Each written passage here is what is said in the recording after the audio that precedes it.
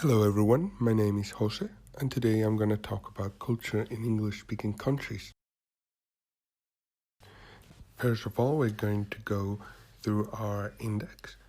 Today I'm going to talk about the main aspects of the country, its language, the people, food and beverages, celebration, traditional clothes, stereotypes, manners, and overall what makes Ireland so special and unique.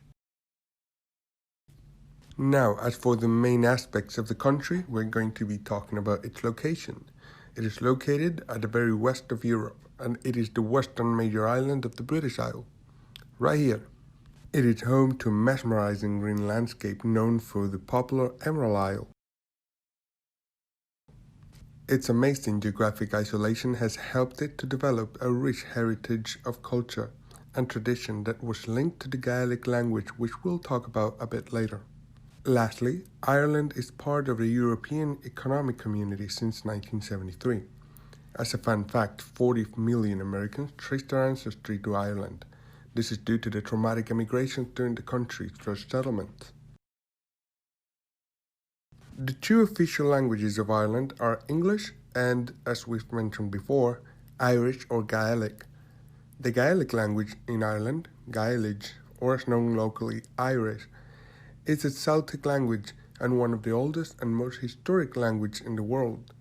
This language blends Old Irish with English as shown here. Come here till I tell you, which could translate to, could you come within an audible distance, I have something to tell you. You never asked if I had a mouth on me. You do not ask whether I was hungry. People in Gaeltacht always appreciate any effort to speak the local language. Some easy formulas to get you started could be Canas a tú. Can also be used as a greeting. It means how are you?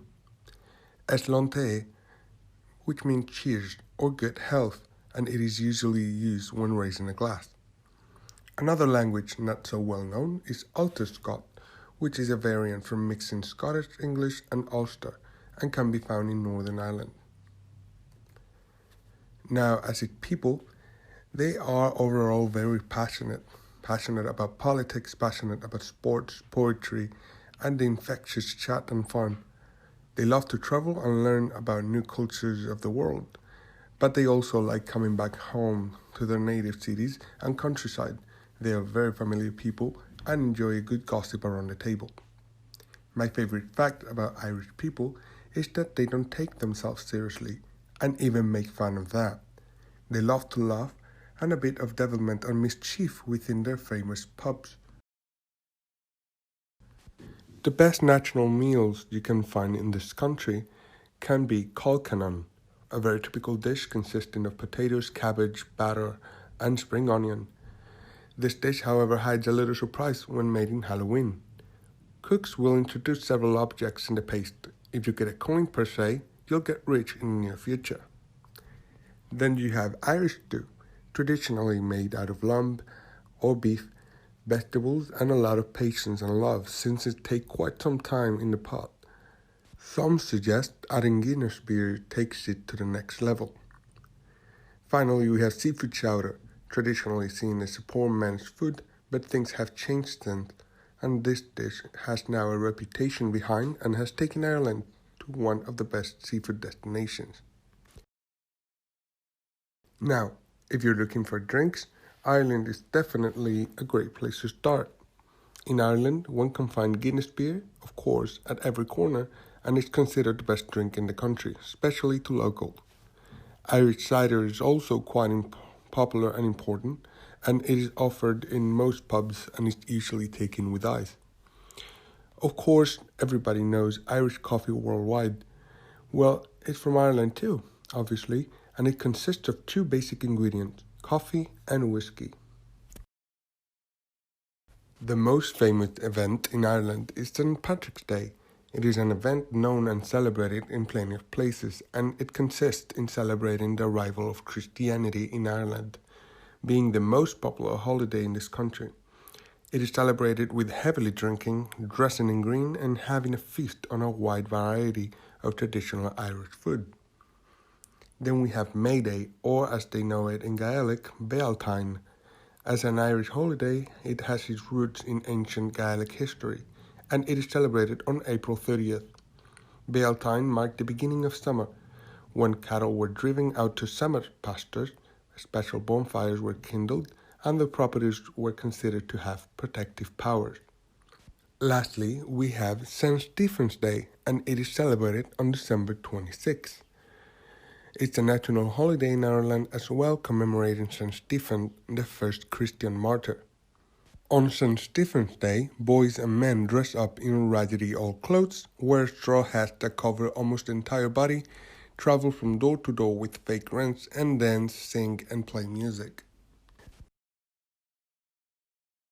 When talking about traditional clothes used in the country, the kilt must be mentioned. It is one of the best-known dressing items in Ireland, or the manskirt, which are believed to be found only in Scotland. However, that is not the case.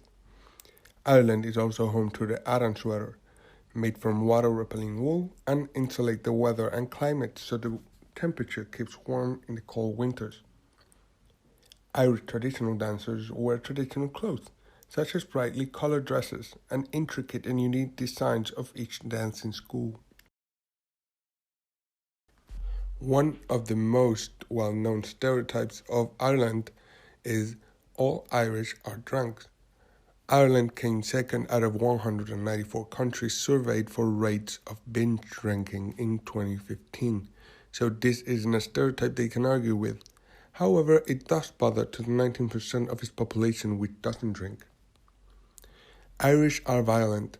This has no base to its argument and is believed to be tied up to the drinking culture in Ireland. When they get drunk, they end up in a fight. Irish are extremely friendly.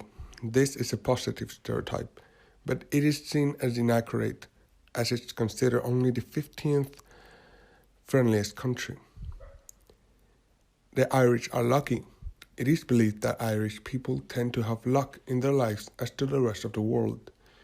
This is, however, a misconception due to the tale of the lucky leprechaun and its pot of gold imagery, and has evolved ever since the sarcastic phrase, the luck of the Irish, used to refer to successful Irish miners. Now, manners are really important in Ireland. The first impression is vital, so people should use the right etiquette and behave properly. First of all come handshakes, for instance. They are very important in Ireland and is used both at the beginning of a conversation and at the end, using the first name even if you don't know the other person. Eye contact here is crucial to show confidence. Avoid bringing up politics and religion at all times, as some Irish people tend to be sensible when talking about roots and past invasion to the country.